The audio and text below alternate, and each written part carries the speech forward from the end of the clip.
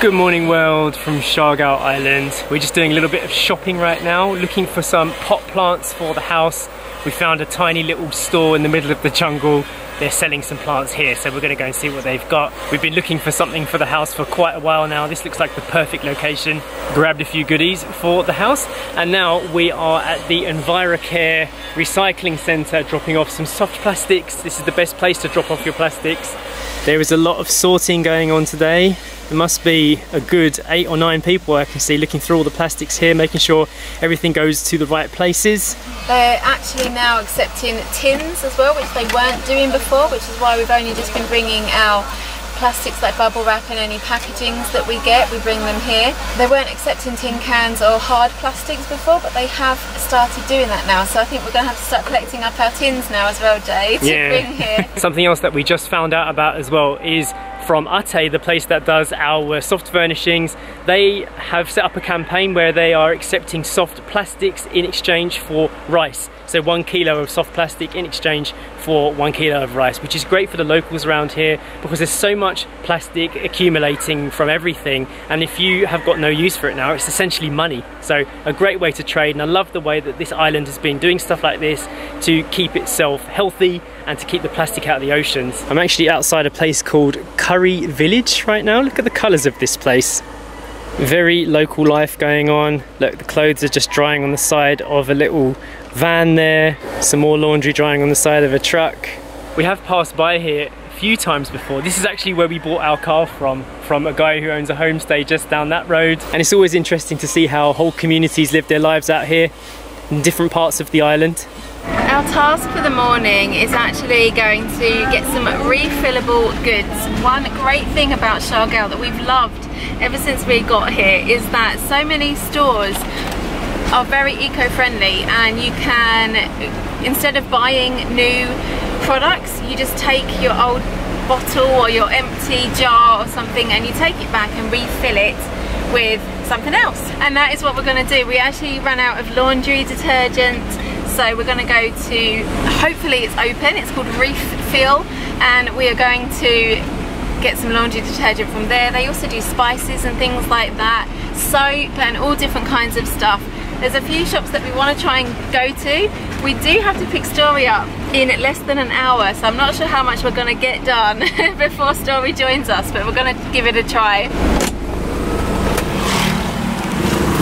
Sacha just walking into one of our favourite cafes to get a snack for Story. You'll notice everything comes in like a paper bag here, or you have to use one of your own reusable eco bags, which is great. No plastic bags. Story's Beach Baby chocolate cookie that she specifically requested for when we pick her up from school. We are just grabbing Story as well some coconut water. Coconut water, lovely and cold to go. Yeah. There you go. Thank you. Oh, I can feel the cold as well. She's going to love that. So it's 60 pesos for a to-go coconut water at the little coconut shop. 500 mils. Yeah, for 500 mils. We got Story some the other day as well. She drank the lot. So it's a really good way to hydrate her after she's been running around getting hot and sweaty at forest school. You do have to give your own cup though, because they don't do takeaway cups there, do they? No, unless you take a whole coconut. Yeah. Try around with a massive coconut. Yeah. Here comes Story, running out of forest school. Coming to see your dad? Picked up some bread from the bakery, once again in paper bags. Story is going to have some lunch in the car. I have a box full of glass receptacles. I'm going to take it to Refill, which is over there, and get some washing detergent. It's a nice little shop this, and you can see how you could easily save money here. I just bought a full jar of laundry detergent. This is the stuff that they use in all of the commercial laundrettes in town, and the total for that was only 140 pesos. And then I also saw that they're selling things like dog shampoo, even car shampoo. I managed to get a full jar of dog shampoo for about 150 something. So the total was only 304 pesos for everything. We did have to get them to label them though. I was just going to say though, look, which one is the dog shampoo? Yeah, which one yeah. is the laundry? You can see the nice little cool labels they put in for me. Look, dog shampoo. Nice labeler. Yeah. And that one's got one on the other side too. so we know exactly what we've got. They do that for you as a little service. It's nice. And also, if you forgot to bring some glass bottles or any kind of container with you, you can buy them in there and just make sure you bring it back with you next time so you save money. Right, we're going to do some shopping in the market. It's very good. No plastic bags, so if you don't bring your own bag with you, they sell these ones here, which are like a fabric, biodegradable and reusable. We have our own ones. Hey! Just go inside and pick everything yourself. You can choose exactly which veg you want. Look at this as well, this is cool. The greens are held together with like an actual leaf and not a piece of plastic, because often you see that like a piece of plastic wraps around. Don't have that there. Right, it's good to see that all of the vegetables like aren't individually wrapped in plastic like we've got in the UK. Exactly. Story actually asked for carrot sticks in her school snack box today, and we didn't have any carrots, so I'm getting some. And I love the carrot topper, you know that? Yeah. It's so rare to see that in England, isn't it? Having the actual green sticking out of the top. We know it's real. It's always a good idea to shop where the locals shop. We always see lots of people coming here to get their vegetables.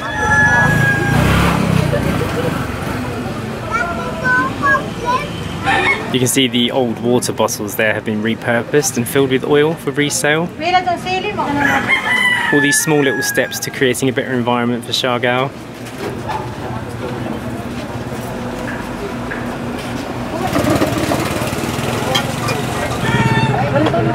Hi, sir. Hi.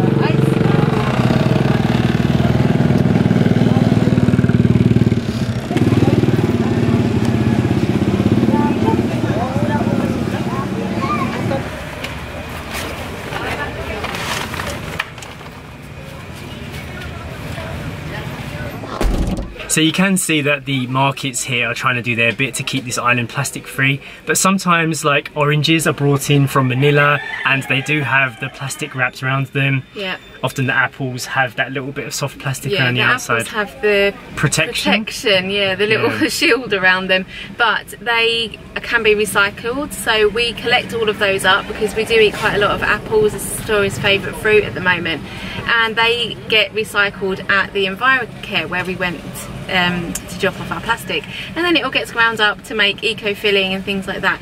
So those like polystyrene wrappers can actually be recycled easily here on island. Yeah, obviously in an ideal world it'd be nice if those plastic covers didn't exist at all, because they will blow away in the wind sometimes. Sometimes you can try your best, but they're here, and they come here because of trying to get in vegetables and fruits from off the island.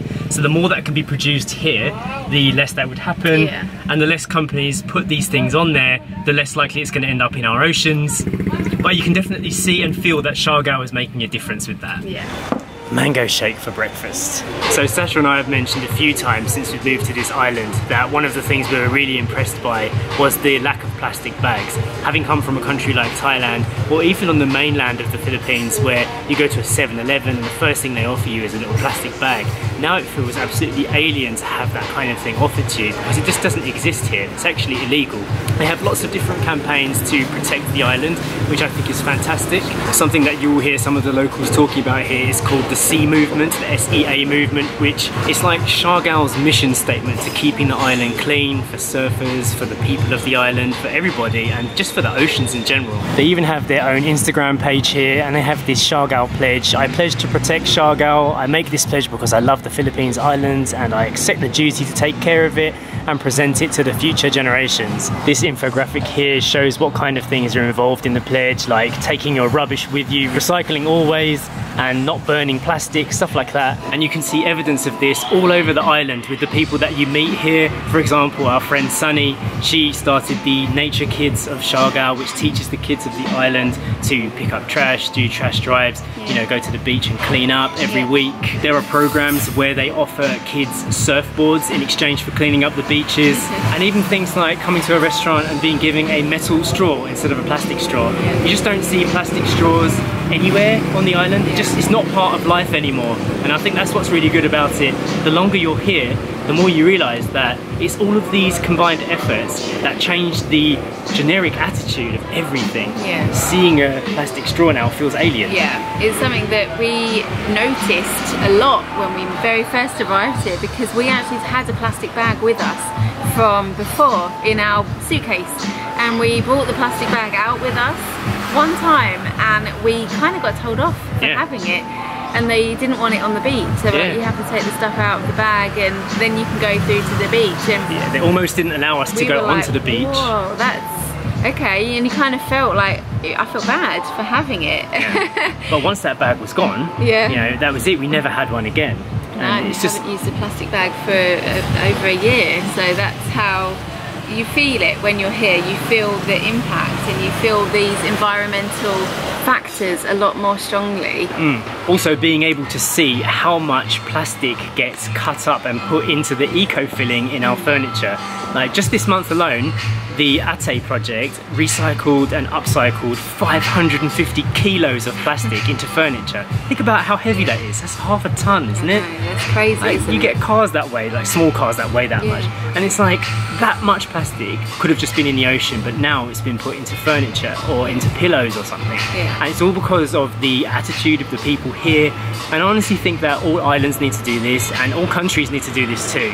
And it's not just on an individual level, it needs to be on a corporate level, but that's for a bigger discussion. You can't control what big companies are doing, but you can control your choices and the things that you buy. And being here on this island has really taught me how important that is. Siargao definitely does this right. You feel it, definitely do. When you're here, you just automatically feel more eco-conscious and eco-friendly. I like the fact that Story knows what a bamboo straw is, and she knows what a coconut leaf straw is because she's seen them made when we've gone to Duffy Island, and the locals just produce it for you and say, here you go, drink your coconut juice out of this straw. And so she's like, oh Dad, can we make a coconut leaf straw today? And how many people in the UK knew you could even do that? I didn't know before I came here. We definitely need to be making more changes like this around the world, and I like the fact that I'm part of something now that is making those changes. I have mentioned once or twice before in the vlogs about something called broken windows theory. It's something we read about, and basically it says that if you were to see broken windows everywhere, graffiti everywhere, you wouldn't feel bad about throwing some rubbish there, or perhaps breaking another window if you were some kind of person like that, because you think, oh, no one cares about this place. And it's the same with beach trash, isn't it? I feel like being here on Siargao, you automatically get that feeling of, I'm not going to drop my litter here, or I'm not going to use a plastic straw or a plastic bag because no one else is. So you're in the environment of people wanting to care for the environment in a way and look after the oceans and things like that. So you automatically start doing it without really even thinking it. It's an important part of human psychology, and it changes the way you move as a community rather than just making an individual decision. If enough people are making those choices, then it actually changes the whole island, which could in turn change the whole country and then the world. Yes, exactly. Small steps, right? Changing the world from this little island. But if we were in a street that had loads of rubbish on the floor and we had something in our hand, you might just drop that little bit of plastic because what does it matter? You're in a dirty street anyway. But if you were in a pristine environment, you would not drop that bit of litter because you would, you know, why would you do that? You're the one dirtying the street. But when you're in a dirty environment, you don't care, you don't think about it like that. It also affects your actions too. And it's very interesting to read up stuff like that so you can see how we can do things together as a community to make a difference.